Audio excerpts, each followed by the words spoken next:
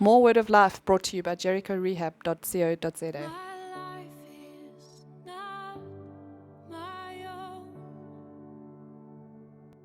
So, morning guys, okay. Ladies. Okay. So, thinking error 6, power thrusting. We've really been childish in our past, especially when it came to getting what we want. And there was different ways and methods we used in order to get what we want. Sometimes we would throw a tantrum, or sometimes we would intimidate another person, or we become aggressive, or we played a feel sorry for me card in order to get what we want.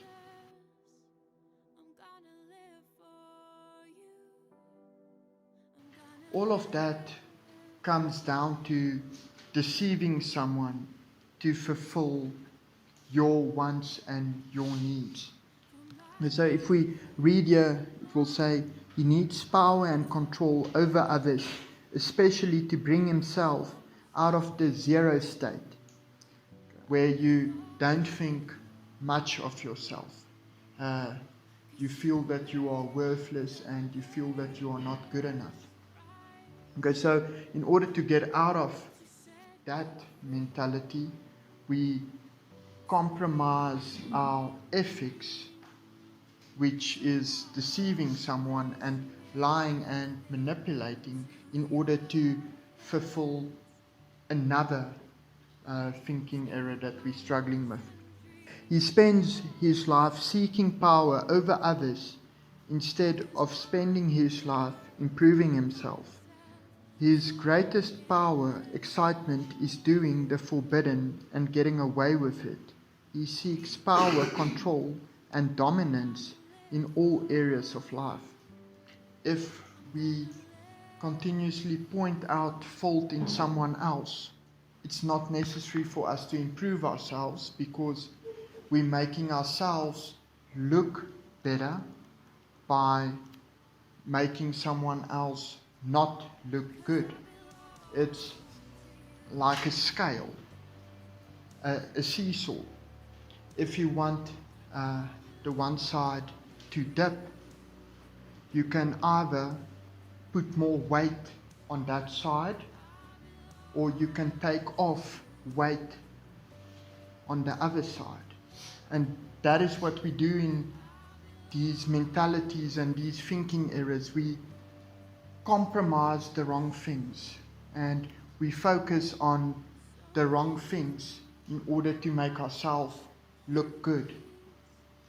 We're changing the things that shouldn't be changed in order to satisfy us doing the wrong things. The spiritual issue is the spirit of control. We manipulate situations to get our way. We manipulate our parents to get what we want. At a later stage, you'll be involved with a group of friends, and as soon as you start seeking your selfish desires, you'll manipulate them as well in order to satisfy your needs and your wants. Sometimes these things and these manipulations and these deceptions backfire, and they really don't work out. And guess what? Then it wasn't your idea, because you've manipulated someone else to think that this is a good thing to do. And then you don't take responsibility for manipulating that person. You just say, but he did it. We have a lack in taking responsibility in those things. We chase this authority positions. It's nice to have a say in a situation, and when you speak, someone listens. It's nice. What you said not being questioned. But you can't have that authority and not be willing to take responsibility.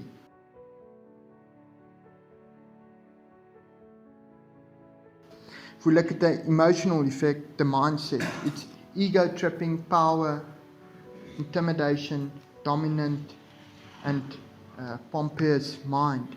Ego tripping, you're thinking that what you know or what you think is right. And you will use what you know to get what you want. Not taking into consideration how others might feel, because what you know is what you know, and according to you, that's right. And we enforce what we know on other people in order to get our way, not to satisfy them. And that is not an example of Jesus living. An example of Jesus living would be to speak to people humbly and to approach people humbly and to take their feelings into consideration and to look at the bigger picture.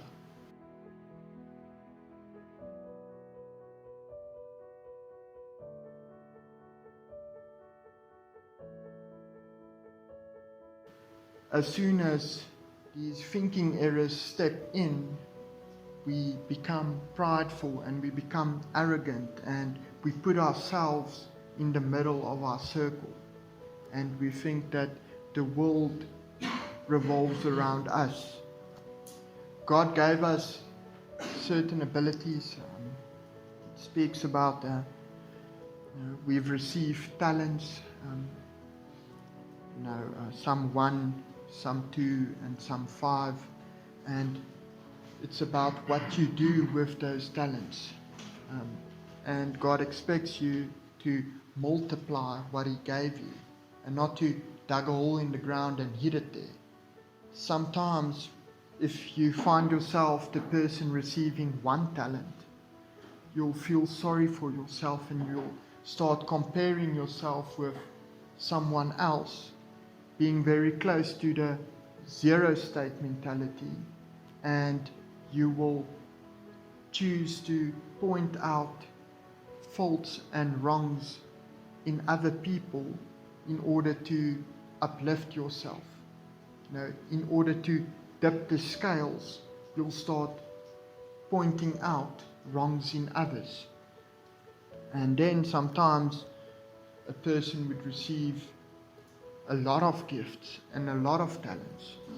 And it's also your responsibility to multiply those gifts and those talents. But what we do when we see that we are good in something or that we have a lot of gifts, we become arrogant, thinking those gifts are ours. We forget the fact that it has been given to us by God, and we have a responsibility towards those gifts in multiplying.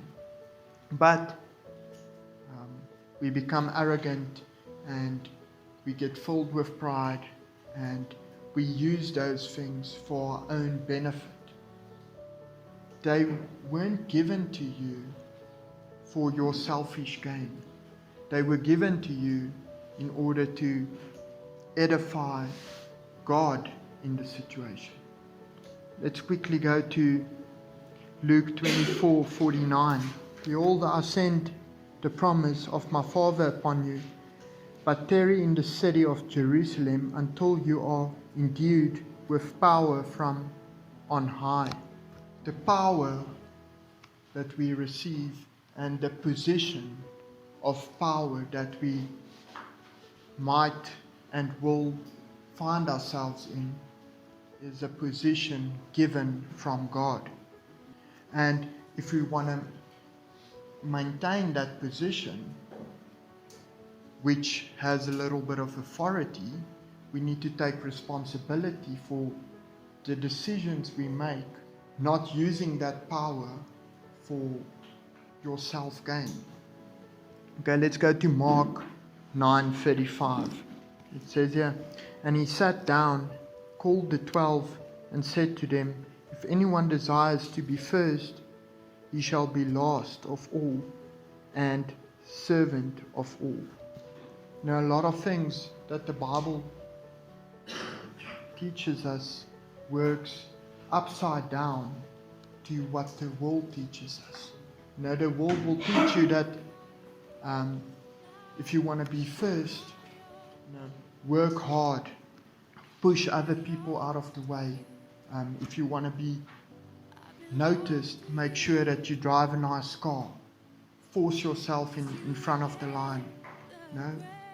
But then you'll only be noticed by the world. If you want to be noticed by God, you will do things differently. You will be humble. You will put yourself second, or you will put yourself last, so that you can be noticed by Him and not the world. We need to be willing to be rejected by this world, or the systems that the world has put into place, or what the world teaches us through movies and music and those things. It's a lot better to be edified by God than to be edified by this world. If we start focusing on changing what we can change, which is ourselves, then do it on your part of the scale, and stop pointing out or forcing situations in other people.